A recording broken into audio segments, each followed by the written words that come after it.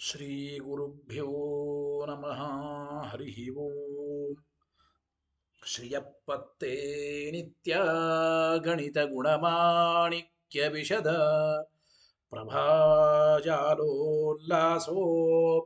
ಸಕಲಾವದ್ಯತಮಸೆ ಜಗಜ್ಜನ್ಮಸ್ಥೇಮ ಪ್ರಲಯ ರಚನಾಶೀಲವಪುಷೇ ನಮೋ ಶೇಷಾಮ್ನಾಯ ಸ್ಮೃತಿರುದಯದೀಪ್ತಾಯ ಹರಯೇ येन प्रादुरभावि भूमिवलये व्यस्तारिगो सन्ततिः प्रबोधिश्रुतिपङ्कजं करुणया प्रकाशीतत्वं परं ध्वन्तं ध्वंसमनायि साधुनिकरश्चाकारि सन्मार्गगः तेन व्यासदिवाकरेण सततं माप्त्याजि मे मानसम् व्याप्तिर्यस्य निजे निजे नमः सा पक्षे सपक्षे स्थितिः व्यावृत्तिश्च विपक्षतोत विषये सक्तिर्न वै बाधिते नैवास्ति प्रतिपक्षयुक्तिरतुलं शुद्धं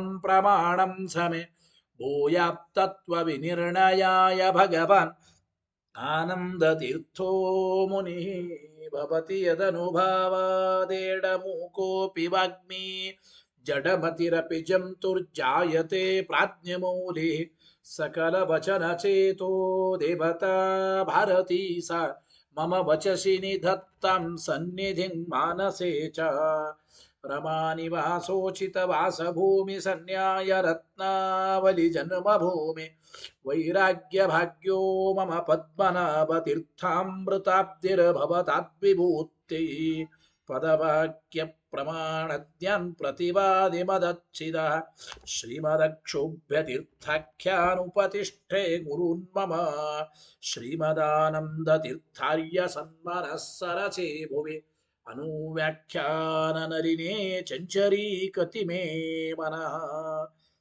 न शब्दाब्दौ गाढाः न च निगमचर्चासु चतुराः न च न्याये प्रौढाः न च विदितवेद्या अपि वयम् परं श्रीमत्पूर्णप्रमतिगुरुकारुण्यसरणिं प्रपन्नामान्याः स्मः किमपि च वदन्तोऽपि महतां भगवता बादरायणेन प्राणिनां निःश्रेयसाय प्रणीतमपि ब्रह्ममीमांसाशास्त्रम् असाधुनिबन्धं ददमसा अवकुण्ठितत्वेन अप्रणीतमिव मन्यमानः भगवान् आनन्दतीर्थमुनिः यथाचार्याभिप्रायम् अस्य भाष्यं विधाय अनुभाष्यमपि करिष्यन् विलीनप्रकृतितया स्वयमन्तराय विदुरोऽपि अनवरतमीश्वर प्रवणकाय करणरुत्तिरपि नारायणप्रणामादिकम्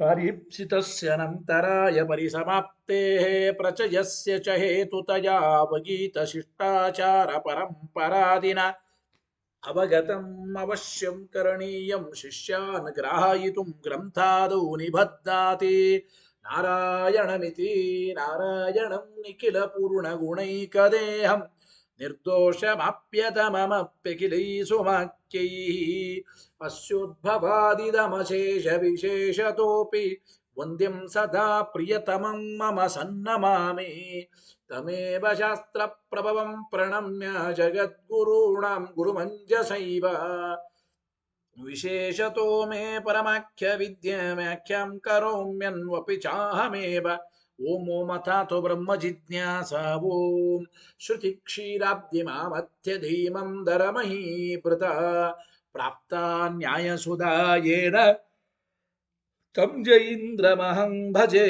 बुधैरपि सुदुर्बोधे ग्रन्थे जन्मम साहसं तत्पारयन्तु निपुणाः गुरुपादरजक्कणाः लौकिकफलं लक्षणामृतदोहिनीं गुरुवनुग्रहरूपां तां कामधेनुमुपास्महे मद्भोक्तिर्द्विनदी जयार्यशुभवाक्शूर्यात्मजा सङ्गमे व्याख्यास्नानमोहो विधाय नृहरे प्राप्य प्रसादं परं प्रापुर्ये कृतकृत्यतां गतमला विद्यादिराजादयो ಯೋಗೀಶ ಕೃಪಯಂತು ತೇ ಜಯ ಮುನೇರ್ಭಾವಸ್ಯ ಬೋಧಾಯ ಮೇ ಶುಕೇನ ಶಾಂತ್ಯಾದಿಷು ವಾङ्मयेषु ವ್ಯಾಸೇನ ಧೈರ್ಯಂ ಬುಧಿನೋಪಮೇಯಂ मनोजजिप्त्या मनसां निपत्य रघुत्तमाख्यं स्वगुरुं नमामि अदग्धं यस्य कौपीनम् अग्नौ दत्तमपि स्फुटं वेदौ व्यासगुरुं नौमि श्रीवेदेश नमस्कृतं सत्यनाथ गुरुः पातु योधीरो नवचन्द्रिकां नवामृतगदा तीर्थताण्डवानि व्यचीकृपत आरूढः सहसा यतीन्द्रपदवीं गत्वा च वाराणसी तत्त्वज्ञान कुमतः प्रचारनिरतानद्वैतदिग्धन्तिनः प्रौढार्थे वचने सुयुक्तिखचितैः सम्भीषयन्मोदयन् सत्यध्यानसुखे सरी विजयते पादाशितः श्रीपतेः प्रावोचद्योतिकं न्यायसुधावाक्यार्थचन्द्रिकाम् सत्यप्रज्ञ गुरुर्दद्यात् प्रज्ञां वैदान्तिकीं सदा बन्धुस्त्वं गुरुरिष्टदैवतमिति त्वत्पादपङ्केरुहं प्राप्तं मां परिपालयेति सततं याचे निबद्धाञ्जलिः चित्तं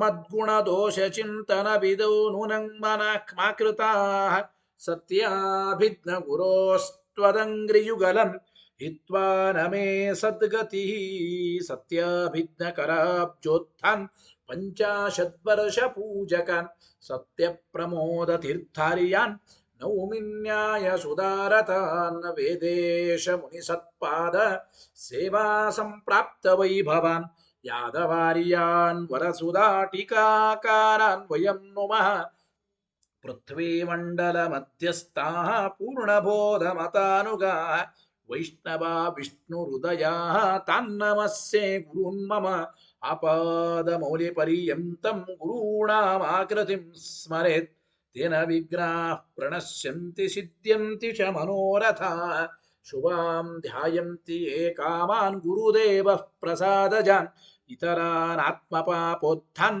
तेषां विद्या फलिष्यति यहिरां शुकवत् सम्यक् शिक्षितोऽस्मि कृपालुभिः श्रीमत्सत्यात्मतीर्थार्यान् वन्दे विद्या गुरून्मम मूलरामपदासक्तं स्वर्णमण्टपकारिणं गुरुस्मरणकर्तारं वन्दे सत्यात्मयोगिनं स्वस्त्यस्तु सतामखिलसन्मङ्गलानि भवन्तु श्रीगुरुभ्यो नमः हरिः ओम्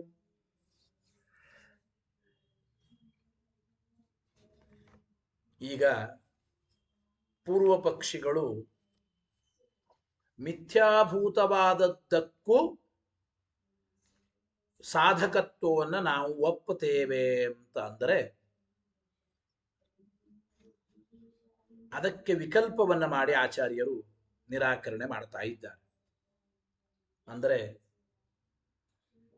ಮಿಥ್ಯಾಭೂತವಾದ ಯಾವುದೇ ವಿಧವಾದ ಪ್ರಮಾಣ ಅದು ಸರ್ವಥಾ ಸಾಧಕವಾಗೋದಿಲ್ಲ. ನೋಡಿ, ಮಿಥ್ಯಾಭೂತವಾದದ್ದು ಅದೇ ಮೊದಲು ಇಲ್ಲ, ಅಸತ್ತು ಅಂತ ಅರ್ಥ. ಅಂದಮೇಲೆ ಅಸತ್ತಾದ ತಾನೇ ಇಲ್ಲದೆ ಇದ್ದ ಮೇಲೆ ಅದೇನ್ ಇನ್ನೊಂದು ವಿಷಯವನ್ನು ಸಾಧನೆ ಮಾಡಲಿಕ್ಕೆ ಸಾಧ್ಯ?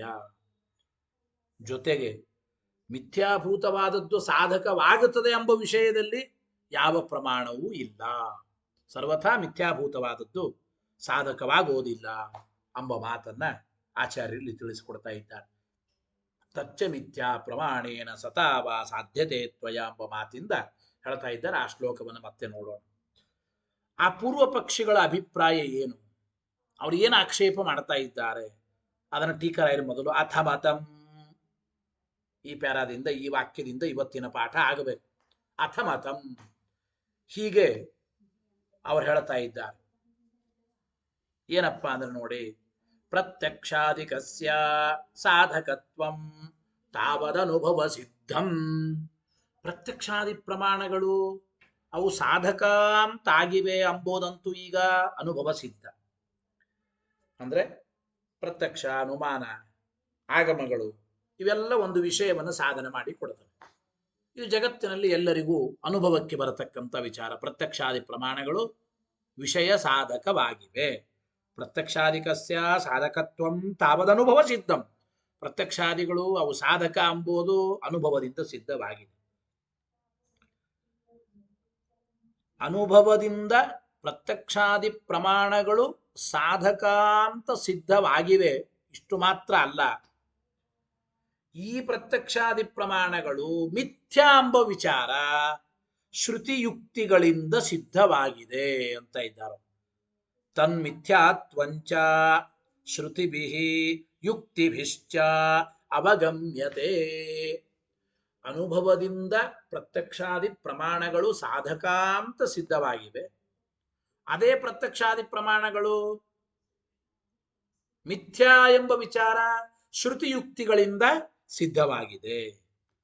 ಅಂದ ಮೇಲೆ ಮಿಥ್ಯಾಭೂತವಾದದ್ದಕ್ಕೆ ಸಾಧಕತ್ವ ಉಂಟು ಅಂಬೋ ಈ ವಿಷಯದಲ್ಲಿ ಏನು ಪ್ರಮಾಣ ಅಂತ ನೀವು ಆಕ್ಷೇಪ ಮಾಡಬೇಡ್ರಿ ಅಂತ ಅದ್ವೈತಿಗಳು ಹೇಳ್ತಾ ಇದ್ದಾರೆ. ಮಿಥ್ಯಾಭೂತಸ್ಯ ಸಾಧಕತ್ವಂ ಇತ್ಯೇಷಃ ಅರ್ಥಃ ಕುತಃ ಸಿದ್ಧಃ ಇತಿ ಮಾ ವೋಚಃ. ಮಾ ವೋಚಃ ಅಂದ್ರೇನು?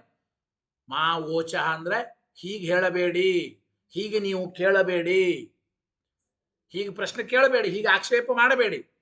ಮಿಥ್ಯಾಭೂತವಾದದ್ದಕ್ಕೆ ಸಾಧಕತ್ವ ಎಂಬುದು ಹೇಗೆ ಸಿದ್ಧವಾಗಿದೆ ಅಂತ ಕೇಳಬೇಡಿ. ಈ ರೀತಿಯಾಗಿ ಸಿದ್ಧವಾಗಿದೆ. ಏನು? ಅನುಭವದಿಂದ ಪ್ರತ್ಯಕ್ಷಾದಿ ಪ್ರಮಾಣಗಳು ಸಾಧಕ ಅಂತ ಸಿದ್ಧವಾಗಿದೆ. ಅನುಭವದಿಂದ ಸಾಧಕ ಅಂತ ಸಿದ್ಧವಾದ ಆ ಪ್ರತ್ಯಕ್ಷಾದಿ ಪ್ರಮಾಣಗಳು ಶ್ರುತಿಯುಕ್ತಿಗಳಿಂದ ಅವು ಮಿಥ್ಯಾ. ಆತ್ಮಾತಿರಿಕ್ತವಾದದ್ದು ಸರ್ವವೂ ಮಿಥ್ಯಾ ಅಂದ ಮೇಲೆ ಆತ್ಮಾತಿರಿಕ್ತವಾದ ಈ ಪ್ರತ್ಯಕ್ಷಾದಿ ಪ್ರಮಾಣಗಳು ಮಿಥ್ಯಾ. ಮಿಥ್ಯಾ ಆದರೂ ಕೂಡ ಅನುಭವದಿಂದ ಆ ಪ್ರತ್ಯಕ್ಷಾದಿ ಪ್ರಮಾಣಗಳು ಸಾಧಕ ಅಂತ ಕಂಡಿವೆ, ಅನುಭವಕ್ಕೆ ಬರುತ್ತದೆ. ಪ್ರತ್ಯಕ್ಷಾದಿ ಪ್ರಮಾಣಗಳು ವಿಷಯವನ್ನು ಸಾಧನೆ ಮಾಡಿಕೊಡ್ತವೆ ಎಂಬುದು ಅನುಭವಕ್ಕೆ ಬರುತ್ತದೆ.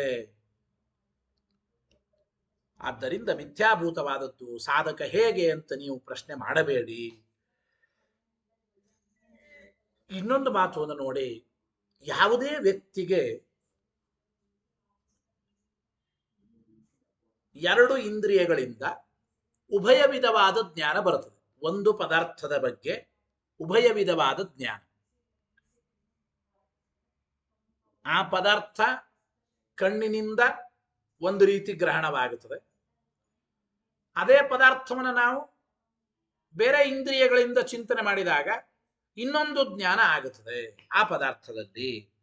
ಅಂದ್ರೆ ವಿಶಿಷ್ಟ ಜ್ಞಾನ ಅಂತ ಕರೀತಾರೆ ಸಂಸ್ಕೃತದಲ್ಲಿ. ಅದರ ವಿವರಣೆಯನ್ನು ತಿಳಿಯೋಣ. ಒಬ್ಬನೇ ವ್ಯಕ್ತಿಗೇನೆ ಒಂದೇ ಪದಾರ್ಥದ ಬಗ್ಗೆನೆ ಒಂದು ವಿಶಿಷ್ಟ ಜ್ಞಾನ ಬರುತ್ತದೋ ಇಲ್ಲೋ? ಹೇಗೆ ನೋಡಿ. ಏಕಜ್ಞಾನ ಜನಿತ ಸಂಸ್ಕಾರ ಸಹಕೃತಸ್ಯ ಇತರ ಪ್ರಮಾಣಸ್ಯೈವ ಸುರಭಿಚಂದನಂ ಇತಿವತ ವಿಶಿಷ್ಟ ಪ್ರತ್ಯಯ ಜನಕತ್ವ ಉಪಪತ್ತೇ. ಅವರಂತ ಇದ್ದಾರೆ ಏನು ನೋಡಿ,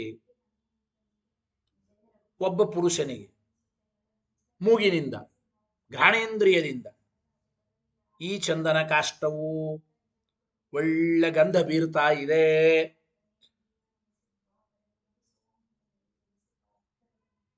ಆ ಚಂದನ ಕಾಷ್ಟದ ಗಂಧದ ಜ್ಞಾನ ಮೂಗಿನಿಂದ ಬರ್ತಾ ಇದೆ. ಆಮೇಲೆ ಆ ಮೂಗಿನಿಂದ ಚಂದನ ಕಾಷ್ಟದಲ್ಲಿ ಏನು ಒಳ್ಳೆ ಸೌಗಂಧ್ಯದ ಜ್ಞಾನವಾಗಿತ್ತೋ, ಆ ಸಂಸ್ಕಾರ ಸಹಕೃತವಾದ ಆ ಸಂಸ್ಕಾರದ ಸಹಾಯವುಳ್ಳ ಚಕ್ಷುರಿಂದ್ರಿಯ ಏನು ಮಾಡ್ತದೆ?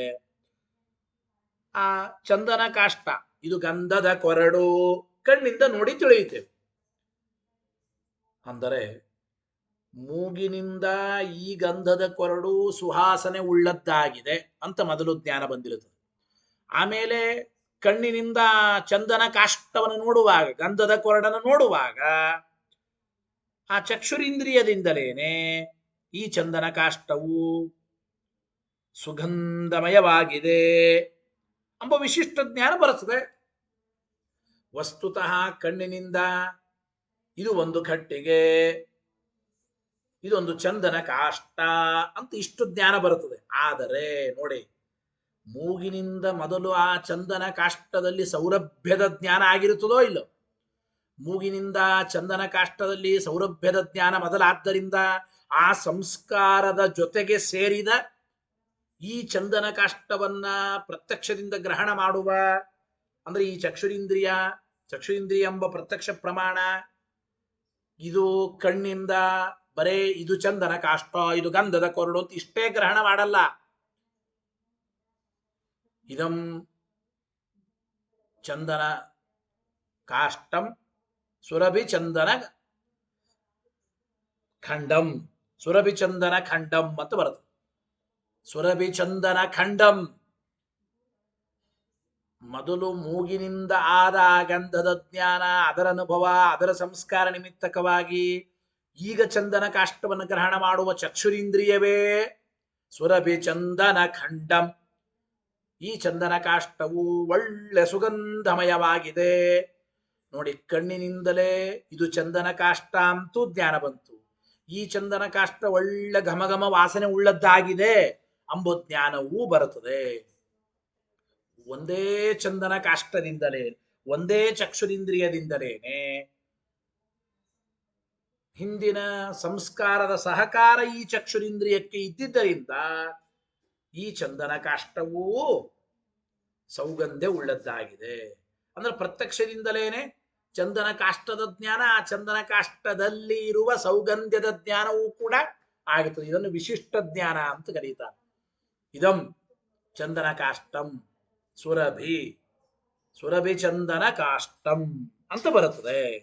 ಅದೇ ರೀತಿ ಇಲ್ಲಿಯೂ ನಾವು ಹಂಗೆ ತಿಳ್ಕೋಬಹುದ್ರಿ ಅಂತ. ಪ್ರತ್ಯಕ್ಷಾದಿ ಪ್ರಮಾಣಗಳ ವಿಚಾರವಾಗಿಯೂ ಕೂಡ ಒಂದು ವಿಶಿಷ್ಟ ಜ್ಞಾನ ಬರುತ್ತದೆ. ಹೇಗಪ್ಪ ವಿಶಿಷ್ಟ ಜ್ಞಾನ ಅಂತಂದ್ರೆ ನೋಡಿ, ಹೇಗಪ್ಪ ವಿಶಿಷ್ಟ ಜ್ಞಾನ ಅಂದ್ರೆ ಪ್ರತ್ಯಕ್ಷಾದಿಗಳು ಸುಳ್ಳು ಅಂತ ಶ್ರುತಿಯುಕ್ತಿಗಳಿಂದ ತಿಳಿಯುತ್ತದೆ. ಪ್ರತ್ಯಕ್ಷಾದಿಗಳಿಂದ ಸುಳ್ಳು ಅಂತ ಶ್ರುತಿಯುಕ್ತಿಗಳಿಂದ ಗೊತ್ತಾಯ್ತು. ನೇಹಾನಾಸ್ತಿ ಕಿಂಚನ ಬ್ರಹ್ಮೈವ ಇದಂ ಸರ್ವಂ, ಬ್ರಹ್ಮ ಮಾತ್ರ ಸತ್ಯ, ಉಳಿದದ್ದೆಲ್ಲವೂ ಸುಳ್ಳು. ಹಿಂಗೆಲ್ಲ ಶ್ರುತಿಯುಕ್ತಿಗಳಿಂದ ವಿಮತಂ ಮಿಥ್ಯಾದೃಶ್ಯತ್ವಾತ್, ಹಿಂಗೆ ಶ್ರುತಿಯುಕ್ತಿಗಳಿಂದ ಪ್ರತ್ಯಕ್ಷಾದಿ ಪ್ರಮಾಣಗಳು ಮಿಥ್ಯಾ ಎಂಬುದು ಗೊತ್ತಾಗಿರ್ತದೆ. ಶ್ರುತಿಯುಕ್ತಿಗಳಿಂದ ಬಂದ ಆ ಜ್ಞಾನ ಪ್ರತ್ಯಕ್ಷಾದಿಕಂ ಮಿಥ್ಯಾ ಎಂಬ ಜ್ಞಾನ ನಾಶವಾಗಬಹುದರೆ, ಶ್ರುತಿಯುಕ್ತಿಗಳಿಂದ ಪ್ರತ್ಯಕ್ಷಾದಿಗಳು ಮಿಥ್ಯಾ ಅಂತ ಮೊದಲು ಜ್ಞಾನ ಬಂತು, ಆಮೇಲೆ ಆ ಜ್ಞಾನ ಹೋಗಬಹುದು, ನಾಶವಾಗಬಹುದು. ಆದರೆ ಅದರ ಸಂಸ್ಕಾರ ಮಾತ್ರ ಇರುತ್ತದೆ. ಶ್ರುತಿಯುಕ್ತಿಗಳಿಂದ ಪ್ರತ್ಯಕ್ಷಾದಿಗಳು ಮಿಥ್ಯಾ ಅಂತೇನು ಮೊದಲು ಜ್ಞಾನ ಬಂದಿರುತ್ತದೆ, ಆ ಅನುಭವದಿಂದ ಸಂಸ್ಕಾರ. ಆದ್ದರಿಂದ ಆಮೇಲೆ ಆ ಸಂಸ್ಕಾರ ಸಹಕೃತವಾದ ಅನುಭವ ಏನು ಮಾಡುತ್ತದೆ? ಆ ಸಂಸ್ಕಾರದ ಸಹಾಯವುಳ್ಳ ಅನುಭವ ಮಿಥ್ಯಾಭೂತವಾದ ಪ್ರತ್ಯಕ್ಷಾದಿಗಳು ಸಾಧಕವಾಗಿವೆ ಅಂತ ಅನುಭವದಿಂದ ಜ್ಞಾನ ಬರುತ್ತದೆ. ಈ ರೀತಿ ವಿಶಿಷ್ಟ ಜ್ಞಾನ ಬರುತ್ತದೆ ಅಂತ ಅಭಿಪ್ರಾಯ. ಮೊದಲು ಹೇಗೆ ನಾಸಿಕೇಂದ್ರಿಯದಿಂದ ಮೊದಲು ಚಂದನ ಕಾಷ್ಟವನ್ನ ಮೂಗಿನಿಂದ ನೋಡಿದಾಗ ಇದು ಒಳ್ಳೆ ಸುರಭಿಯಾಗಿದೆ, ಸುಗಂಧಮಯವಾದ ವಾಸನೆ ಉಳ್ಳದ್ದಾಗಿದೆ ಅಂತ ಜ್ಞಾನ ಬಂತು. ಮೂಗಿನಿಂದ ಇದು ಸುರಭಿ ಜ್ಞಾನ ಬಂದ ಜ್ಞಾನ ಆಮೇಲೆ ಹೋಗ್ಬೋದು, ನಾಶವಾಗುತ್ತೆ. ಆದರೆ ಆ ಸುರಭಿತ್ವ ಜ್ಞಾನ, ಅದರ ಅನುಭವ, ತನ್ನಿಮಿತ್ತಕವಾದ ಸಂಸ್ಕಾರ ಇರುತ್ತದೆ.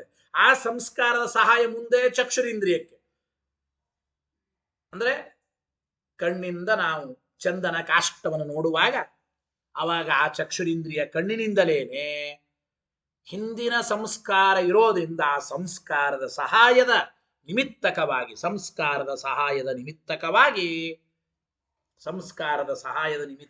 ಏನಾಗುತ್ತದಪ್ಪ ಅಂತಂದ್ರೆ ಸಂಸ್ಕಾರದ ಸಹಾಯದ ನಿಮಿತ್ತಕವಾಗಿ ಮಿಥ್ಯಾಭೂತವಾದ ಪ್ರತ್ಯಕ್ಷಾದಿಗಳು ಈಗ ಅನುಭವ ರೂಪ ಪ್ರಮಾಣದಿಂದ ಇದು ಸಾಧಕನೂ ಆಗಿವೆ ಅಂತ ಈ ರೀತಿ ವಿಶಿಷ್ಟ ಜ್ಞಾನ ಬರಬಹುದು.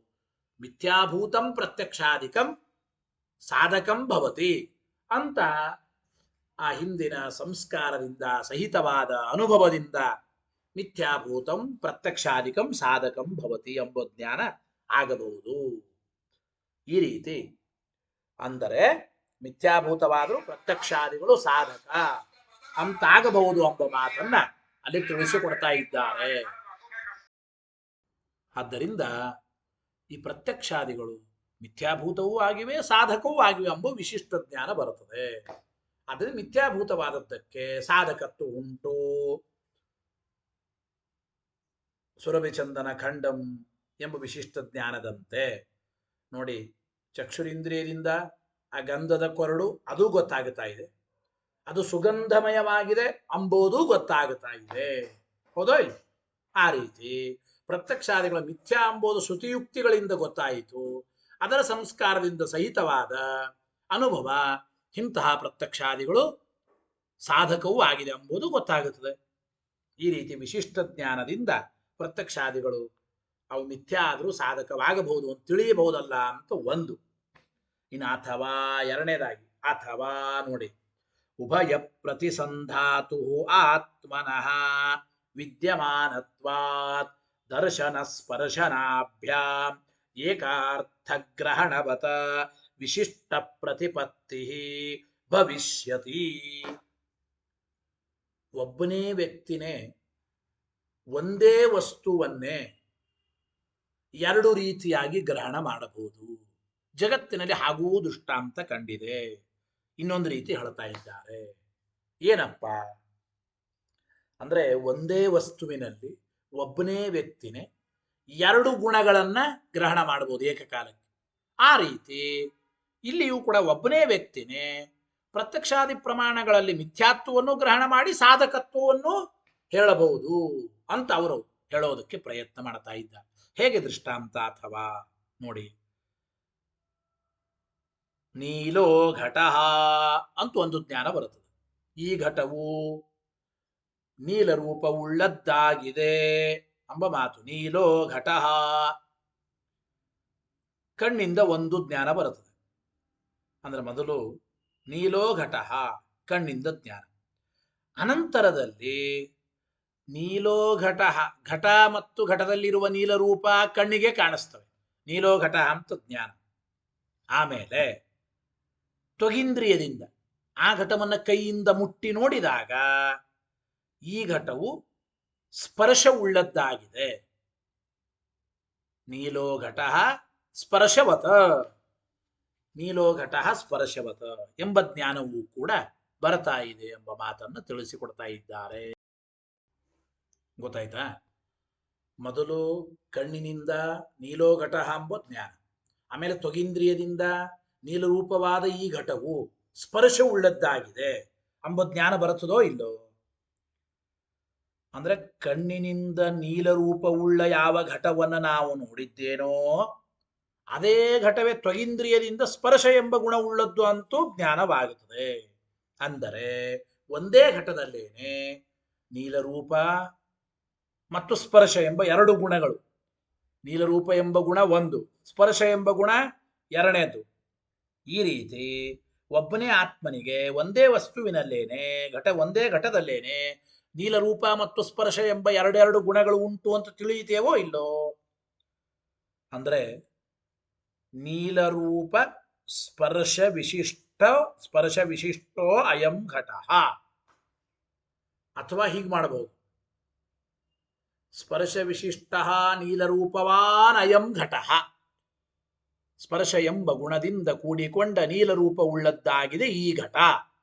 ಸ್ಪರ್ಶ ವಿಶಿಷ್ಟೋ ನೀಲರೂಪವಾನ್ ಘಟ ಅಂತ ಸಾಕ್ಷಿಗೆ ಘಟದ ಬಗ್ಗೆ ವಿಶಿಷ್ಟ ಜ್ಞಾನ ಬರುತ್ತದೋ ಇಲ್ಲೋ? ಅದೇ ರೀತಿ ಅವರಂತರ ಅದ್ವೈತಿಗಳು ಮಿಥ್ಯಾಭೂತವಾದದ್ದಕ್ಕೆ ಸಾಧಕತ್ವ ಅಂಬೋದು ಹೇಗೆ ಸಿದ್ಧ ಆಗುತ್ತದೆ? ಸುಳ್ಳಾದದ್ದು ಸಾಧಕ ಆಗೋದು ಹೇಗೆ? ಮಿಥ್ಯಾಭೂತವಾದದ್ದಕ್ಕೂ ಸಾಧಕತ್ವ ಉಂಟು ಎಂಬ ವಿಷಯದಲ್ಲಿ ಪ್ರಮಾಣ ಇಲ್ಲ ಅನ್ನಬೇಡ್ರಿ. ಈ ರೀತಿ ವಿಶಿಷ್ಟ ಜ್ಞಾನ ಬರುತ್ತದೆ. ಏನಪ್ಪ ಅಂದ್ರೆ, ಪ್ರತ್ಯಕ್ಷಾದಿಗಳು ಸುಳ್ಳು ಅಂಬೋದು ಒಂದು ಜ್ಞಾನ. ಶ್ರುತಿಯುಕ್ತಿಗಳಿಂದ ನೇಹನಾನಾಸ್ತಿ ಕಿಂಚನ ಬ್ರಹ್ಮೈವೈದಂ ಸರ್ವಂ ವಿಮತಂ ಮಿಥ್ಯಾದೃಶ್ಯತ್ವಾತ್. ಈ ರೀತಿ ಶ್ರುತಿಯುಕ್ತಿಗಳಿಂದ ಪ್ರತ್ಯಕ್ಷಾದಿಗಳು ಸುಳ್ಳು ಅಂಬೋದು ಒಂದು ಜ್ಞಾನ. ಅದೇ ಪ್ರತ್ಯಕ್ಷಾದಿಗಳೇ ಸಾಧಕ ಎಂಬುದು ಅನುಭವದಿಂದ ಬರುವ ಇನ್ನೊಂದು ಜ್ಞಾನ. ಹಾಗಾದ್ರೆ ಏನ್ ತಿಳಿಬೇಕು? ಶ್ರುತ್ಯಾದಿಗಳಿಂದ ಯಾವ ಪ್ರತ್ಯಕ್ಷಾದಿಗಳು ಸುಳ್ಳು ಅಂತ ನಾನು ತಿಳಿದಿದ್ದೇನೋ ಅವೇ ಪ್ರತ್ಯಕ್ಷಾದಿಗಳ ಅನುಭವದಿಂದ ಅವು ಒಂದು ವಿಷಯವನ್ನು ತಿಳಿಸಿಕೊಡ್ತಾ ಇವೆ. ಅಂದ್ರೆ ಆ ಪ್ರತ್ಯಕ್ಷಾದಿ ಪ್ರಮಾಣಗಳು ಅನುಭವದಿಂದ ಅವು ವಿಷಯ ಸಾಧಕವೂ ಆಗಿವೆ ಎಂಬ ಜ್ಞಾನ ಒಬ್ಬನೇ ಆತ್ಮನಿಗೆ ಬಂದೇ ಬರುತ್ತದೆ. ಅಂದ್ರೆ ಪ್ರತ್ಯಕ್ಷಾದಿ ಪ್ರಮಾಣಗಳಲ್ಲಿ ಒಬ್ಬನೇ ಆತ್ಮನಿಗೆ ಮಿಥ್ಯಾತ್ವ ಮತ್ತು ಸಾಧಕತ್ವ ಎರಡನ್ನೂ ತಿಳಿಯಬಹುದು. ವಿಶಿಷ್ಟ ಜ್ಞಾನ ಅಂತ ಕರೀತಾರೆ ಇದನ್ನ. ಮಿಥ್ಯಾತ್ವ ಮತ್ತು ಸಾಧಕತ್ವ ವಿಶಿಷ್ಟವಾದ ಪ್ರತ್ಯಕ್ಷಾದಿಗಳ ಜ್ಞಾನ ಸಾಕ್ಷಿಗೆ ಬರುತ್ತದೆ. ಗೊತ್ತಾಯಿತೋ ಇಲ್ಲ? ನೀಲರೂಪ ಮತ್ತು ಸ್ಪರ್ಶ ಎಂಬ ಎರಡು ಗುಣಗಳುಳ್ಳ ಒಂದೇ ಘಟದ ವಿಶಿಷ್ಟ ಜ್ಞಾನ ಒಬ್ಬನೇ ಆತ್ಮನಿಗೆ ಹೇಗೆ ಬರುತ್ತದೋ ಅದೇ ರೀತಿ ಮಿಥ್ಯಾತ್ವ ಮತ್ತು ಸಾಧಕತ್ವ ವಿಶಿಷ್ಟವಾದ ಪ್ರತ್ಯಕ್ಷಾದಿ ಪ್ರಮಾಣಗಳು ಅವು ಸಾಕ್ಷಿಗೆ ತೋರುತ್ತವೆ.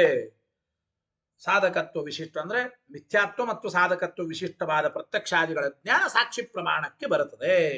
ಅಥವಾ ಉಭಯ ಪ್ರತಿಸಂಧಾತು ಆತ್ಮನಃ ವಿದ್ಯಮಾನತ್ವಾತ್, ಎರಡನ್ನೂ ಗ್ರಹಣ ಮಾಡುವ ಆತ್ಮ ಜೀವರು ಇದ್ದಾರೆ ಜಗತ್ತಿನಲ್ಲಿ. ಒಂದೇ ವಸ್ತುವಿನಲ್ಲಿ ಎರಡೆರಡು ಗುಣಗಳನ್ನು ಅವಶ್ಯವಾಗಿ ಗ್ರಹಣ ಮಾಡುತ್ತಾರೆ. ಹೌದೋ ಇಲ್ಲ? ಹಾಗೆ ದರ್ಶನ ಸ್ಪರ್ಶನಾಭ್ಯಾಂ ಏಕಾರ್ಥ ಗ್ರಹಣವತ. ನೋಡಿ, ದರ್ಶನ ಅಂದ್ರೆ ಚಕ್ಷುರಿಂದ್ರಿಯದಿಂದ, ನೀಲೋ ಘಟ ಒಂದೇ ಘಟದಲ್ಲಿ, ಅದೇ ಘಟವೇ ತ್ವಗೀಂದ್ರಿಯದಿಂದ ಸ್ಪರ್ಶವಾನ್ ಘಟ ಅಂತ ಈ ರೀತಿ ದರ್ಶನ ಸ್ಪರ್ಶನಾಭ್ಯಾಂ ಏಕಾರ್ಥ ಗ್ರಹಣ.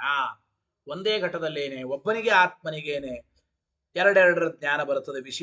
ವಿಶಿಷ್ಟ ಪ್ರತಿಪತ್ತಿ ಭವಿಷ್ಯತಿ. ಸಂಸ್ಕೃತದಲ್ಲಿ ಇದನ್ನೇ ವಿಶಿಷ್ಟ ಜ್ಞಾನ ಅಂತ, ವಿಶಿಷ್ಟ ಪ್ರತಿಪತ್ತಿ ಎಂಬುದು ಬರುತ್ತದೆ. ಗೊತ್ತಾಯಿತೋ ಇಲ್ಲ? ಅದೇ ರೀತಿ ಏವಂಚ ಅದಂತ ಇದ್ದಾರೋ ಪ್ರಮಾಣೇನೈವ ಮಿಥ್ಯಾಭೂತಸ್ಯೈವ ಸಾಧಕತ್ವೇ ಸಿದ್ಧೇ.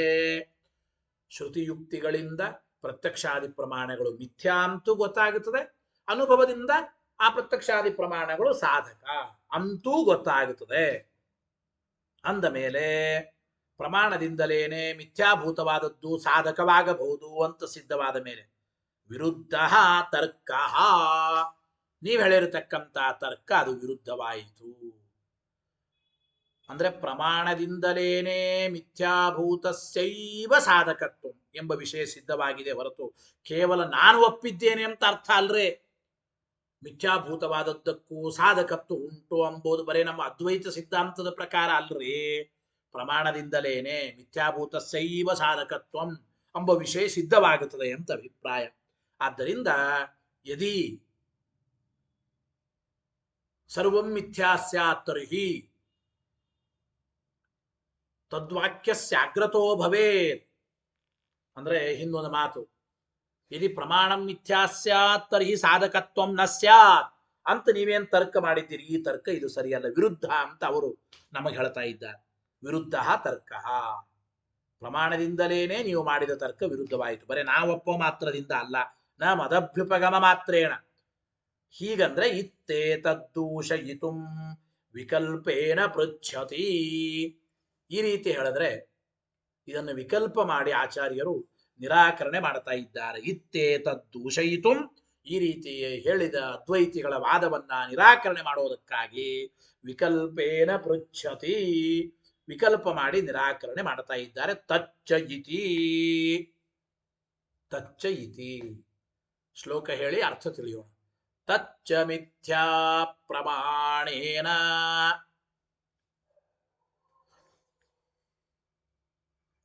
ಸತಾವಾ ಸಾಧ್ಯತೆ ತ್ವಯಾ ಸತಾ ಚೇದ್ವೈತ ಸಿದ್ಧಿ ಸ್ಯಾತ್ ನ ಸಿದ್ಧಂ ಚಾನ್ಯ ಸಾಧನಂ. ಏನರ್ಥ ಗೊತ್ತಾ ಈ ಶ್ಲೋಕಕ್ಕೆ? ತಚ್ಚ ಅಂದ್ರೆ ಈ ವಿಷಯ. ಯಾವ ವಿಷಯ? ಮಿಥ್ಯಾಭೂತವಾದದ್ದಕ್ಕೂ ಸಾಧಕತ್ವ ಉಂಟೋ ಎಂಬ ಈ ವಿಷಯವನ್ನ ಅಂದ್ರೆ ಮಿಥ್ಯಾ ಪ್ರಮಾಣೇನ ತ್ವಯಾ ಸಾಧ್ಯತೆ, ಸತಾ ಪ್ರಮಾಣೇನ ತ್ವಯಾ ಸಾಧ್ಯತೆ, ಹಿಂಗೆ ಎರಡು ವಿಕಲ್ಪ. ಮಿಥ್ಯಾಭೂತವಾದರೂ ಸಾಧಕವಾಗಬಹುದು ಎಂಬ ಈ ವಿಷಯವನ್ನ ಮಿಥ್ಯಾಭೂತವಾದ ಪ್ರಮಾಣದಿಂದ ಸಾಧನ ಮಾಡ್ತೀಯೋ ಅಥವಾ ಸತ್ಪ್ರಮಾಣದಿಂದ ಸಾಧನ ಮಾಡ್ತೀಯೋ? ವಿಕಲ್ಪ. ಸತ್ಪ್ರಮಾಣದಿಂದ ಅಂದ್ರೆ ಸತ್ಯವಾದ ಪ್ರಮಾಣದಿಂದ ಮಿಥ್ಯಾಭೂತಸ್ಯ ಸಾಧಕತ್ವಂ ಅಂತ ಸಾಧನ ಮಾಡೋದಾದ್ರೆ ದ್ವೈತ ಸಿದ್ಧಿ ಸತಾಚೇ ದ್ವೈತ ಸಿದ್ಧಿ ಸ್ಯಾತ್. ಸತ್ಪ್ರಮಾಣದಿಂದ ಮಿಥ್ಯಾಭೂತಸ್ಯ ಸಾಧಕತ್ವಂ ಎಂಬ ವಿಷಯ ಸಾಧನ ಮಾಡೋದಾದ್ರೆ ದ್ವೈತನೇ ಸಿದ್ಧವಾಯಿತು. ಬ್ರಹ್ಮನಿಂದ ಭಿನ್ನವಾಗಿ ಪ್ರಮಾಣ ಅಂಬೋದು ಒಂದು ಸತ್ಯ ಅಂತ ಆಯ್ತಲ್ಲ, ಎರಡು ಸತ್ಯ ಅಂತ ಆಯ್ತು. ನಮ್ಮ ದ್ವೈತ ಸಿದ್ಧಾಂತವೇ ಸಿದ್ಧವಾಯಿತು, ದ್ವೈತವೇ ಸಿದ್ಧವಾಯಿತು. ಪ್ರಮಾಣ ಒಂದು ಸತ್ಯ, ಬ್ರಹ್ಮ ಒಂದು ಸತ್ಯ, ಎರಡೆರಡು ಸತ್ಯಗಳಾಯಿತು. ಅದ್ವೈತ ಹಾನಿ ಬಂತು ನಿನಗೆ. ನ ಸಿದ್ಧಂ ಚಾನ್ಯ ಸಾಧನಂ ಎಂಬ ಮಾತನ್ನು ಕೂಡ ಅದಕ್ಕೆ ಉತ್ತರ ಹೇಳ್ತಾ ಇದ್ದಾರೆ.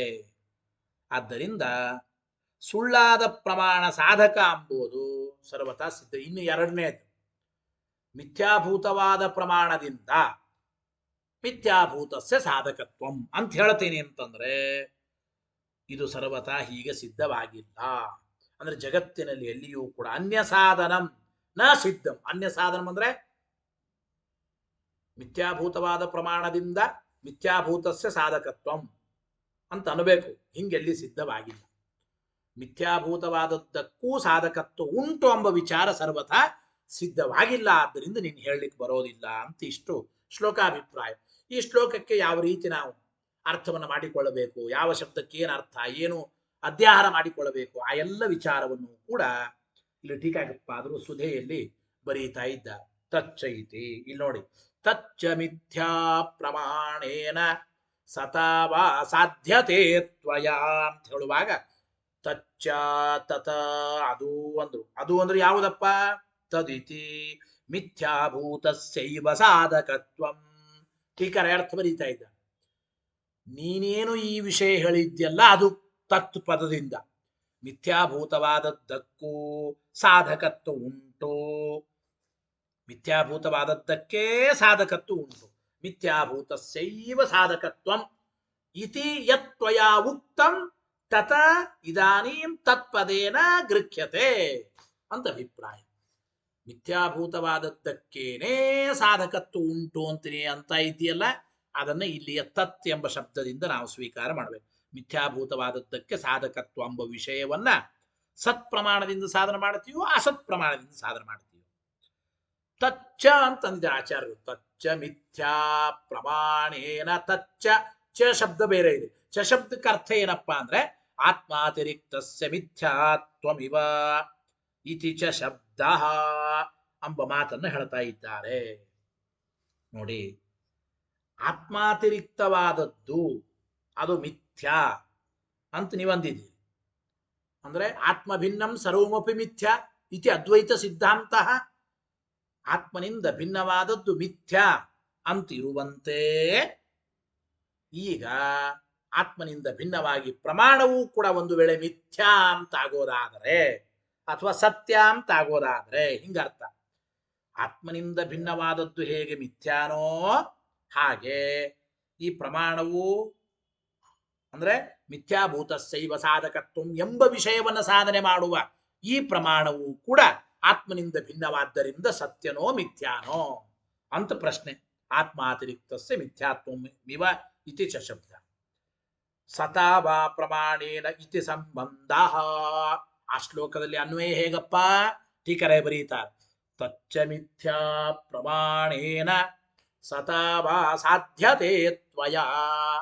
ಸತಾ ಪ್ರಮಾಣೇನ ತಚ್ಚ ಸಾಧ್ಯತೆ ತ್ವಯ ಅಥವಾ ಮಿಥ್ಯಾ ಪ್ರಮಾಣೇನ ತಚ್ಚ ಸಾಧ್ಯತೆ ತ್ವಯ. ಈ ರೀತಿ ಅರ್ಥ. ಅಂದ್ರೆ ಸತಾವಾ ಸಾಧ್ಯತೆ ತ್ವಯ. ಸತಾವಾ ಸಾಧ್ಯತೆ ಅಂದ್ರೆ ಸತಾ ಪ್ರಮಾಣೇನ ಸಾಧ್ಯತೆ, ಮಿಥ್ಯಾ ಪ್ರಮಾಣೇನ ಸಾಧ್ಯತೆ, ಸತಾ ಪ್ರಮಾಣೇನ ಸಾಧ್ಯತೆ ಅಂತ ಎರಡು ವಿಕಲ್ಪ ಅಲ್ಲಿ ಅರ್ಥ ಮಾಡಿಕೊಳ್ಬೇಕು. ಅಂದ್ರೆ ಮಿಥ್ಯಾಭೂತವಾದದ್ದಕ್ಕೆ ಸಾಧಕತ್ವ ಉಂಟು ಎಂಬ ವಿಷಯವನ್ನ ಮಿಥ್ಯಾ ಪ್ರಮಾಣದಿಂದ ಸಾಧನ ಮಾಡ್ತೀಯೋ ಸತ್ ಪ್ರಮಾಣದಿಂದ ಸಾಧನ ಮಾಡ್ತೀಯೋ ಅಂತ ವಿಕಲ್ಪದ ಅರ್ಥ ಆಚಾರ್ಯರ ಮಾತಿಗೆ. ಟೀಕರ ವಿವರಣೆ ಬರೀತಾರೆ. ಮತ್ತೆ ಯದಿದಂ ಮಿಥ್ಯಾಭೂತಸ್ಯೈವ ಸಾಧಕತ್ವಂ, ಮಿಥ್ಯಾಭೂತವಾದದ್ದಕ್ಕೆ ಸಾಧಕತ್ವ ಉಂಟು ಎಂಬುದು ಈ ವಿಷಯ.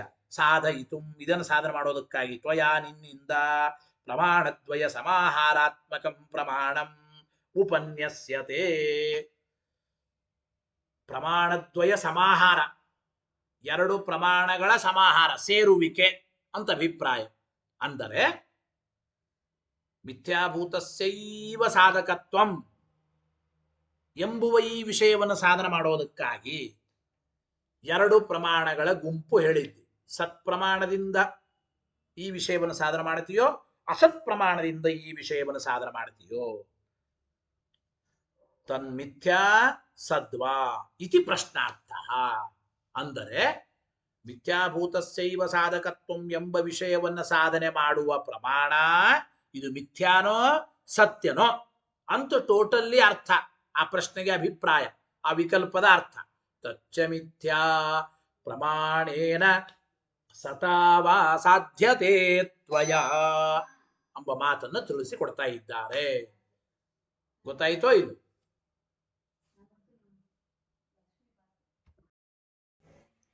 ಇಲ್ಲಿ ಆಚಾರ್ಯರು ಮುಂದೆ ಈ ಶ್ಲೋಕದ 2ನೇ ಲೈನಲ್ಲಿ ಸತಾಚೇದ್ವೈತ ಸಿದ್ಧಿ ಸ್ಯಾತ್ ನ ಸಿದ್ಧಂ ಚಾನ್ಯ ಸಾಧನಂ ಎಂಬಲ್ಲಿ ಸತ್ವಪಕ್ಷಂ ದೂಷಯತಿ ಸತಾಚೇದಿತಿ. ವಿಕಲ್ಪ ಏನು? ಸತ್ತಾದ ಪ್ರಮಾಣದಿಂದ ಈ ವಿಷಯವನ್ನು ಸಾಧನೆ ಮಾಡ್ತೀಯೋ ಅಥವಾ ಮಿಥ್ಯಾಭೂತವಾದ ಪ್ರಮಾಣದಿಂದ ಈ ವಿಷಯವನ್ನು ಸಾಧನೆ ಮಾಡ್ತೀಯೋ ಅಂತ ವಿಕಲ್ಪದ ಅರ್ಥ. ಯಾವ ವಿಷಯ? ಮಿಥ್ಯಾಭೂತಸ್ಯೈವ ಸಾಧಕತ್ವಂ, ಮಿಥ್ಯಾಭೂತವಾದದ್ದಕ್ಕೆ ಸಾಧಕತ್ವ ಉಂಟು ಎಂಬ ಈ ವಿಷಯವನ್ನ ಮಿಥ್ಯಾ ಪ್ರಮಾಣೇನ ಸಾಧ್ಯತೆ ವಾ ಅಂದ್ರೆ ಅಥವಾ ಸತಾ ಪ್ರಮಾಣೇನ ಸಾಧ್ಯತೆ. ತ್ವಯ ಅಂದ್ರೆ ನಿನ್ನಿಂದ, ಈಗ ಅರ್ಥ. ಇಲ್ಲಿ ಸತ್ವಪಕ್ಷಂ ದೂಷಯತಿ ಅಂದ್ರೆ ಸತ್ತಾದ ಸತ್ಯಭೂತವಾದ ಪ್ರಮಾಣದಿಂದ ಮಿಥ್ಯಾಭೂತಸ್ಯೈವ ಸಾಧಕತ್ವಂ ಅಂಬೋದನ್ನು ಸಾಧನೆ ಮಾಡುತ್ತೇವೆ ಅಂತ ಹೇಳಿದ್ರೆ ಈ ಪಕ್ಷಕ್ಕೆ ಆಚಾರ್ಯರು 2ನೇ ಲೈನ್ ಉತ್ತರ ಕೊಟ್ಟರು. ಸತಾಚೇತ್ ದ್ವೈತ ಸಿದ್ಧಿ ಸ್ಯಾತ್ ಎಂಬ ಮಾತನ್ನು ಹೇಳ್ತಾ ಇದ್ದಾರೆ. ನೋಡಿ, ಯದ್ಯಪಿ ಪರೇಣ ಅಂಗೀಚಿಕೀರ್ಷಿತತ್ವೇನ ಪ್ರಾಧಾನ್ಯಾತ್ ಮಿಥ್ಯಾತ್ವ ವಿಕಲ್ಪಃ ಪ್ರಥಮಂ ಪ್ರಶ್ನಾವಸರೆ ನಿರ್ದಿಷ್ಟಃ ತಥಾಪಿ ಮಿಥ್ಯಾಸತ್ಯಯೋಃ ಸತ್ಯಂ ಅರ್ಥತಃ ಪ್ರಧಾನಂ ಇತಿ ತತ್ಕ್ರಮೇಣ ದೂಷಣಂ. ಇಲ್ಲಿ ಟೀಕಾಕೃತ್ಪಾದರು ಆಚಾರ್ಯರ ಶ್ಲೋಕದ ಮೇಲೆ ಒಂದು ಪ್ರಶ್ನೆ ಮಾಡಿಕೊಂಡು ಉತ್ತರ ಕೊಡ್ತಾ ಇದ್ದಾರೆ. ಏನು ಪ್ರಶ್ನೆ ಅಂದ್ರೆ, ವಿಕಲ್ಪ ಮಾಡುವಾಗ ಒಂದು ಕ್ರಮ, ಆ ವಿಕಲ್ಪಕ್ಕೆ ಉತ್ತರ ಕೊಡುವಾಗ ಇನ್ನೊಂದು ಕ್ರಮವನ್ನು ಅನುಸರಣೆ ಮಾಡಿದ್ರಲ್ಲ ಆಚಾರ್ಯರು ಅಂತ ಪ್ರಶ್ನೆ. ಏನು ಅಂದ್ರೆ, ವಿಕಲ್ಪ ಹೇಗೆ ಮಾಡಿದ್ದಾರೆ? ಮಿಥ್ಯಾಭೂತಸ್ಯೈವ ಸಾಧಕತ್ವಂ ಎಂಬ ಈ ವಿಷಯವನ್ನ ಮಿಥ್ಯಾ ಪ್ರಮಾಣೇನ ಸಾಧ್ಯತೆ ಸತಾ ಪ್ರಮಾಣೇನ ಸಾಧ್ಯತೆ ಹಿಂಗೆ ವಿಕಲ್ಪ ಮಾಡಿದ್ದಾರೆ. ಅಂದ್ರೆ ಮಿಥ್ಯಾಭೂತವಾದ ಪ್ರಮಾಣದಿಂದ ಸಾಧನೆ ಮಾಡ್ತೀಯೋ ಅಥವಾ ಸತ್ತಾದ ಪ್ರಮಾಣದಿಂದ ಸಾಧನೆ ಮಾಡ್ತೀಯೋ, ಹಿಂಗೆ ಎರಡು ವಿಕಲ್ಪವನ್ನು ಮಾಡಿದ್ದಾರೆ. ಅಂದ್ರೆ ಮಿಥ್ಯಾಭೂತವಾದ ಪ್ರಮಾಣದಿಂದ ಸಾಧನೆ ಮಾಡ್ತೀಯೋ, ಸತ್ಯಭೂತವಾದ ಪ್ರಮಾಣದಿಂದ ಸಾಧನೆ ಮಾಡ್ತೀಯೋ ವಿಕಲ್ಪ. ಅಂದ್ರೆ ಮಿಥ್ಯಾಭೂತವಾದ ಪ್ರಮಾಣದಿಂದ ಸಾಧನೆ ಮಾಡ್ತೀಯೋ ಅಂಬೋದು ಮೊದಲು, ಸತ್ಯಭೂತವಾದ ಪ್ರಮಾಣದಿಂದ ಸಾಧನೆ ಮಾಡ್ತೀಯೋ ಅಂಬೋದು ಎರಡನೇದು. ಆದ್ರೆ ನೋಡಿ, ನಿರಾಕರಣೆ ಮಾಡುವಾಗ ಮಾತ್ರ ಸತಾಚೇದ್ವೈತ ಸಿದ್ಧಿ ಸ್ಯಾತ್. ವಿಕಲ್ಪ ಮಾಡುವಾಗ ಮಿಥ್ಯಾಭೂತವಾದ ಪ್ರಮಾಣದಿಂದ ಸಾಧನೆ ಮಾಡ್ತೀವಿ ಅಂತ ಅಂಬೋದಾದ್ರೆ ಇಂತಹ ದೋಷ ಅಂತ ಅನ್ಬೇಕಾಗಿತ್ತು ಮೊದಲು. ನಿರಾಕರಣೆ ಮಾಡುವಾಗಲೂ ಮಿಥ್ಯಾಭೂತವಾದ ಪ್ರಮಾಣದಿಂದ ಈ ವಿಷಯವನ್ನು ಸಾಧನೆ ಮಾಡೋದಾದ್ರೆ ಹೀಗೆ ದೋಷ, ಅನಂತರದಲ್ಲಿ ಸತ್ಯಭೂತವಾದ ಪ್ರಮಾಣದಿಂದ ಸಾಧನೆ ಮಾಡೋದಾದ್ರೆ ದ್ವೈತ ಸಿದ್ಧಿ ಅಂತ ಆಮೇಲೆ ಅನ್ಬೇಕಾಗಿತ್ತು. ಆದ್ರೆ ನಿರಾಕರಣೆ ಮಾಡುವಾಗ ಆಚಾರ್ಯ ಏನಂದಿದ್ದಾರೆ? ಸತಾಚೇದ್ವೈತ ಸಿದ್ಧಿ ಸ್ಯಾತ್. ವಿಕಲ್ಪ ಮಾಡಿದ ಕ್ರಮವನ್ನ ಬಿಟ್ಟು ಬೇರೆ ಕ್ರಮ, ಅಂದ್ರೆ ಸತ್ಪ್ರಮಾಣದಿಂದ ಸಾಧನ ಮಾಡ್ತೀಯೋ ಎಂಬುದು ಅದು ಎರಡನೇ ವಿಕಲ್ಪ. ಅದು ನಿರಾಕರಣೆ ಮಾಡುವಾಗ ಎರಡನೇ ವಿಕಲ್ಪವನ್ನ ಮೊದಲು ತೆಗೆದುಕೊಂಡು ನಿರಾಕರಣೆ ಮಾಡಿದ್ದಾರೆ.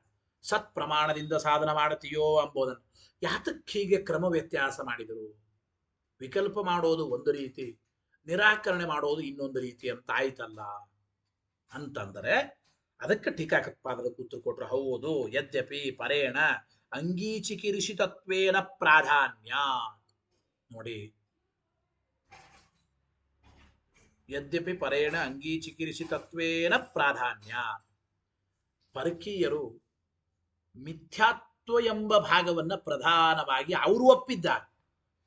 ಪ್ರಮಾಣಗಳು ಮಿಥ್ಯಾ ಎಂಬ ವಿಚಾರ ಅವರು ಅಂಗೀಕಾರ ಮಾಡಿದ್ದಾರೆ. ಪ್ರಮಾಣಗಳು ಮಿಥ್ಯಾ ಎಂಬ ವಿಚಾರ ಅವರು ಅಂಗೀಕಾರ ಮಾಡಿದ್ದಾರೆ. ಅವ್ರ ರೀತ್ಯ ಮಿಥ್ಯಾತ್ವಕ್ಕೆ ಪ್ರಾಧಾನ್ಯವನ್ನು ಕೊಟ್ಟು ವಿಕಲ್ಪ ಮಾಡುವಾಗ ಮಿಥ್ಯಾಭೂತವಾದ ಪ್ರಮಾಣದಿಂದ ಸಾಧನೆ ಮಾಡ್ತೀಯೋ, ಆಮೇಲೆ ಸತ್ಯಭೂತವಾದ ಪ್ರಮಾಣದಿಂದ ಸಾಧನೆ ಮಾಡ್ತೀಯೋ, ಹೀಗೆ ಆ ಮಿಥ್ಯಾತ್ವ ವಿಕಲ್ಪಕ್ಕೆ ಪ್ರಾಧಾನ್ಯ ಕೊಟ್ಟು ಮಿಥ್ಯಾತ್ವ ವಿಕಲ್ಪವನ್ನು ಮೊದಲು ಮಾಡಿದ್ದಾರೆ. ವಿಕಲ್ಪ ಮಾಡುವಾಗ ಅಂದ್ರೆ ಪ್ರಮಾಣಗಳು ಮಿಥ್ಯಾ ಎಂಬ ಅಂಶವನ್ನ ಅದ್ವೈತಿಗಳು, ಮಾಯಾವಾದಿಗಳು ಅವರು ಒಪ್ಪಿದ್ದಾರೆ. ಅವರು ಒಪ್ಪಿದ ಕ್ರಮದಲ್ಲಿ ಮಿಥ್ಯಾತ್ವ ವಿಕಲ್ಪವನ್ನು ಮೊದಲು ಮಾಡಿ ಸತ್ಯತ್ವ ವಿಕಲ್ಪವನ್ನು ಎರಡನೇದ್ದಾಗಿ ಹೇಳಿದ್ದಾರೆ. ಆದರೆ ತಥಾಪಿ ಮಿಥ್ಯಾಸತ್ಯಯೋ ಸತ್ಯಂ ಅರ್ಥತಃ ಪ್ರಾಧಾನ್ಯಂ ಪ್ರಧಾನ, ಸತ್ಯಂ ಅರ್ಥತಃ ಪ್ರಧಾನ. ಅದನ್ನು ನಿರಾಕರಣೆ ಮಾಡುವಾಗ ಮಾತ್ರ ಸತಾಚೇ ದ್ವೈತ ಸಿದ್ಧಿ ಸ್ಯಾತ್. ಸತ್ವ ವಿಕಲ್ಪವನ್ನ ಮೊದಲು ನಿರಾಕರಣೆ ಮಾಡಿ. ಯಾತಕ್ಕೆ ಅಂದ್ರೆ ಅವನು ಒಪ್ಪಿದ್ದಾನೆ ಪ್ರಮಾಣಗಳ ಮಿಥ್ಯಾ ಎಂಬುದು, ಅವರು ಏನೇ ಆಗಲಿ. ಆದರೆ ವಸ್ತುತಃ ಸತ್ಯಭೂತವಾದದ್ದು ಮಿಥ್ಯಾಭೂತವಾದದ್ದು ಅಂದ್ರೆ ಎರಡರಲ್ಲಿ ಯಾವುದು ಪ್ರಮಾಣ, ಯಾವುದು ಪ್ರಧಾನ? ಸತ್ಯಭೂತವಾದದ್ದು ತಾನೇ ಪ್ರಧಾನ. ಸತ್ಯ ಮಿಥ್ಯ ಇವುಗಳಲ್ಲಿ ಪ್ರಧಾನವಾದದ್ದು ಯಾವುದು? ಸತ್ಯ ತಾನೆ. ಆ ಅಭಿಪ್ರಾಯ ಇಟ್ಟುಕೊಂಡು ನಿರಾಕರಣೆ ಮಾಡುವಾಗ ಸತ್ವ ವಿಕಲ್ಪವನ್ನು ಮೊದಲು ನಿರಾಕರಣೆ ಮಾಡ್ತಾ ಇದ್ದಾರೆ ಅಂತ ಅರ್ಥ ಮಾಡಿಕೊಳ್ಳಬೇಕು. ಗೊತ್ತಾಯ್ತೋ ಇಲ್ಲ? ಈಗ ಪ್ರಶ್ನೆ ಕೇಳುವಾಗ ಎರಡು ವಿಕಲ್ಪ ಮಾಡಿರ್ತೇವೆ. ಮನೆಗೆ ಬರ್ತೀರೋ ಇಲ್ವೋ, ಮನೆಗೆ ಬರ್ತೀರೋ ಇಲ್ವೋ. ಬರ್ತೀರೋ ಎಂಬ ವಿಕಲ್ಪ ಮೊದಲು, ಬರೋದಿಲ್ಲವೋ ಎಂಬುದು ಎರಡನೇದು. ನಿರಾಕರಣೆ ಮಾಡುವಾಗ ನೀವು ಬರೋದೇ ಇಲ್ಲ ಅಂತಂದ್ರೆ ನಾವು ಹೋಗೋದಿಲ್ಲ, ಹಿಂಗೇನೋ ಒಂದು ಹೇಳ್ತಿರ್ತೀವಿ ತಾನೆ. ಬರೋದಿಲ್ಲ ಅಂತಂದರೆ ಎಂಬುದು ಅದು ಎರಡನೇದ್ದು. ಅದು ನಿರಾಕರಣೆ ಮಾಡುವಾಗ ಅದನ್ನ ಮೊದಲು ಹೇಳ್ತಾರೆ.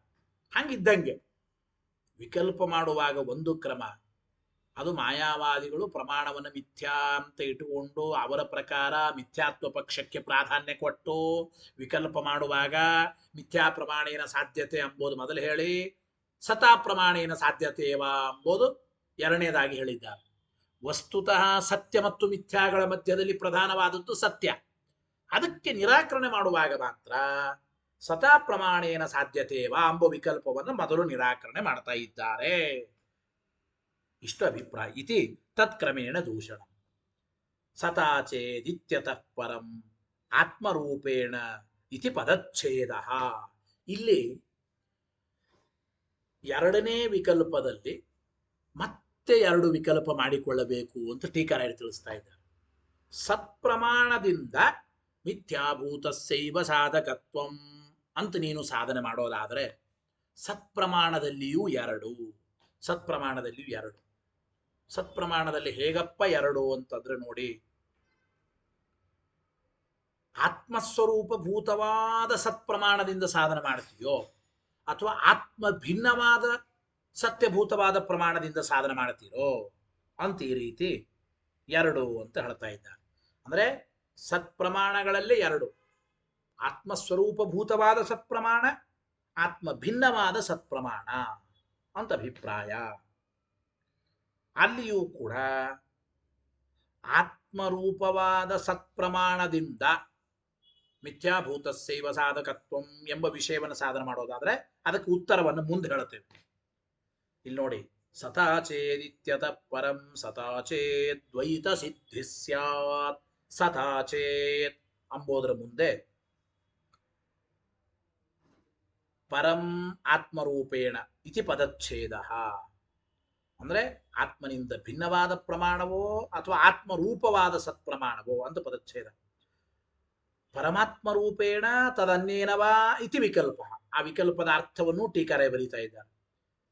ಅಂದ್ರೆ ಪರಮಾತ್ಮ ಸ್ವರೂಪಭೂತವಾದ ಸತ್ಪ್ರಮಾಣದಿಂದ ಸಾಧನೆ ಮಾಡಿ. ಈಗ ಪರಮಾತ್ಮ ಸತ್, ಪರಮಾತ್ಮನಿಂದ ಅಭಿನ್ನವಾದ್ದರಿಂದ ಆ ಪ್ರಮಾಣವು ಸತ್, ಈ ಅಭಿಪ್ರಾಯದಲ್ಲಿ ಆತ್ಮಸ್ವರೂಪಭೂತವಾದ ಸತ್ಪ್ರಮಾಣ ಅದರಿಂದ ಸಾಧನೆ ಮಾಡುತ್ತಿರೋ ಈ ವಿಷಯವನ್ನ, ಅಥವಾ ಆತ್ಮನಿಂದ ಭಿನ್ನವಾದ ಒಂದು ಸತ್ಪ್ರಮಾಣ ಇದೆ, ಅಂತಹ ಆತ್ಮನಿಂದ ಭಿನ್ನವಾದ ಸತ್ಪ್ರಮಾಣದಿಂದ ಮಿಥ್ಯಾಭೂತ ಸೈವ ಸಾಧಕತ್ವ ಎಂಬ ವಿಷಯವನ್ನು ಸಾಧನೆ ಮಾಡ್ತೀರೋ ಅಂತೂ ವಿಕಲ್ಪದ ಅರ್ಥ.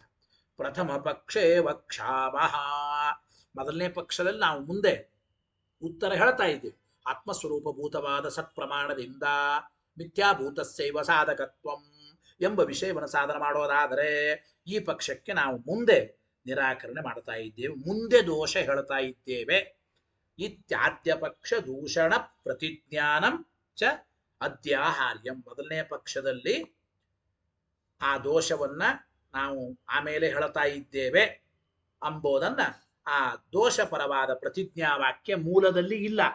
ಆ ದೋಷಪರವಾದ ಪ್ರತಿಜ್ಞಾವಾಕ್ಯ ಮೂಲದಲ್ಲಿ ಇಲ್ಲದೆ ಹೋದರೂ ಅಧ್ಯಾಹಾರ ಮಾಡಿಕೊಳ್ಳಬೇಕು ಎಂಬ ಅಭಿಪ್ರಾಯವನ್ನು ಹೇಳ್ತಾ ಇದ್ದಾರೆ. ಅಂದರೆ ಯದಿ ಮಿಥ್ಯಾಭೂತಸ್ಯೈವ ಸಾಧಕತ್ವಂ ಇತ್ಯೇತದ್ ವಿಷಯಂ ಆತ್ಮಸ್ವರೂಪಭೂತ ಸತ್ಪ್ರಮಾಣೇನ ಸಾಧ್ಯತೆ ಇತಿ ಚೇತ್ ತರ್ಹಿ ಪುರತಃ ವಕ್ಷಾಮಹ. ಇಷ್ಟು ಪ್ರತಿಜ್ಞಾವಾಕ್ಯವನ್ನ ನಾವು ಇಟ್ಟುಕೊಳ್ಳಬೇಕು ಅಂತ ಅಭಿಪ್ರಾಯ. ದೂಷಣ ಪ್ರತಿಜ್ಞಾನಂಚ ಅಧ್ಯಾಹಾರ್ಯಂ. ಇನ್ನು ಎರಡನೇದು ಸತ್ಪ್ರಮಾಣ ಅಂಬೋಲ್ಲೇನೆ ಆತ್ಮೇತರೇಣ ಸತಾ ಇತಿ ದ್ವಿತೀಯ ಪಕ್ಷ ದೂಷಣಂ ದ್ವೈತ ಸಿದ್ಧಿ ಸ್ಯಾತ್. ನೋಡಿ, ಆತ್ಮನಿಂದ ಭಿನ್ನವಾದ ಸತ್ಪ್ರಮಾಣದಿಂದ ಮಿಥ್ಯಾಭೂತಸ್ಯೈವ ಸಾಧಕತ್ವಂ ಅಂಬೋದನ್ನು ಸಾಧನೆ ಮಾಡ್ತೇವೆ ಅಂತ ಅಂಬೋದಾದ್ರೆ ಆವಾಗ ಈ ಆಚಾರ್ಯರ ವಾಕ್ಯದ ಉತ್ತರ ಇಲ್ಲಿ. ಎರಡನೇ ವಿಕಲ್ಪಕ್ಕೆ ಆಚಾರ್ಯ ಉತ್ತರ ಸತಾಚೇದ್ವೈತ ಸಿದ್ಧಿ ಸ್ಯಾತ್. ಆತ್ಮನಿಂದ ಭಿನ್ನವಾದ ಸತ್ಪ್ರಮಾಣದಿಂದ ಮಿಥ್ಯಾಭೂತಸ್ಯೈವ ಸಾಧಕತ್ವಂ ಅಂತ ಸಾಧನ ಮಾಡ್ತೀವಿ ಅಂಬೋದಾದ್ರೆ ದ್ವೈತ ಸಿದ್ಧಿ ಸ್ಯಾತ್ ಅಂತ ಉತ್ತರ. ಅಂದರೆ ತಥಾಚ ಏನ್ ಹೇಳ್ದಂಗಾಯ್ತು? ಅದ್ವೈತ ಪ್ರತಿಪಾದಕ ಶ್ರುತೇ ಉಪಪತ್ತಿ ವಿರೋಧ ಇತಿ ಹೃದಯಂ. ಯುಕ್ತಿ ವಿರೋಧ ಬರುತ್ತದೆ ಅಂತ ಅಭಿಪ್ರಾಯ. ಆತ್ಮನಿಂದ ಭಿನ್ನವಾದ ಒಂದು ಸತ್ಪ್ರಮಾಣವನ್ನು ಒಪ್ಪಿ ಆ ಸತ್ಪ್ರಮಾಣದಿಂದ ಮಿಥ್ಯಾಭೂತಸ್ಯೈವ ಸಾಧಕತ್ವಂ ಅಂತ ಅನ್ನೋದಾದರೆ ಯುಕ್ತಿ ವಿರೋಧ ಬರುತ್ತದೆ. ಯಾವುದಕ್ಕೆ? ನಿಮ್ಮ ಅದ್ವೈತ ಪ್ರತಿಪಾದಕ ಶ್ರುತಿಗೆ. ನೇಹ ನಾನಾಸ್ತಿ ಕಿಂಚನ ಮೊದಲಾದವುಗಳು ನೀವು ಹೇಳುವಂತೆ ಈ ವಾಕ್ಯಗಳು ಅದ್ವೈತ ಪ್ರತಿಪಾದಕ ಅಂತ, ಈ ರೀತಿ ಅದ್ವೈತ ಪ್ರತಿಪಾದಕವಾದ ಶ್ರುತಿಗೆ ಯುಕ್ತಿ ವಿರೋಧ ಬರುತ್ತದೆ. ಹೇಗೆ ಯುಕ್ತಿ ವಿರೋಧಪ್ಪ ಅಂತಂದ್ರೆ ಅಲ್ಲಿ ಅಂದ್ಬಿಟ್ರು ತಥಾಚ ಅದ್ವೈತ ಪ್ರತಿಪಾದಕ ಶ್ರುತೆ ಉಪಪತ್ತಿ ವಿರೋಧ ಇತಿ ಹೃದಯಂ. ಉಪಪತ್ತಿ ವಿರೋಧ ಬರುತ್ತದೆ ಅಂತ ಅಭಿಪ್ರಾಯ. ಹೇಗೆ ಉಪಪತ್ತಿ ವಿರೋಧ ಅಂತಂದ್ರೆ ಅದನ್ನು ತಿಳಿಸಿಕೊಡ್ತಾರೆ. ಏನು ಅಂದ್ರೆ ನೇಹನಾನಾಸ್ತಿ ಮೊದಲಾದ ಶ್ರುತಿಗಳು ಏನು ಆತ್ಮ ಭಿನ್ನವಾದ ಎಲ್ಲದಕ್ಕೂ ಮಿಥ್ಯಾತ್ವವನ್ನು ವಾದ ಮಾಡ್ತಾ ಇವೆ. ನೇಹನಾನಾಸ್ತಿ ಕಿಂಚನ ಮೊದಲಾದ ಶ್ರುತಿಗಳು ಏನ್ ಹೇಳ್ತಾ ಇವೆ?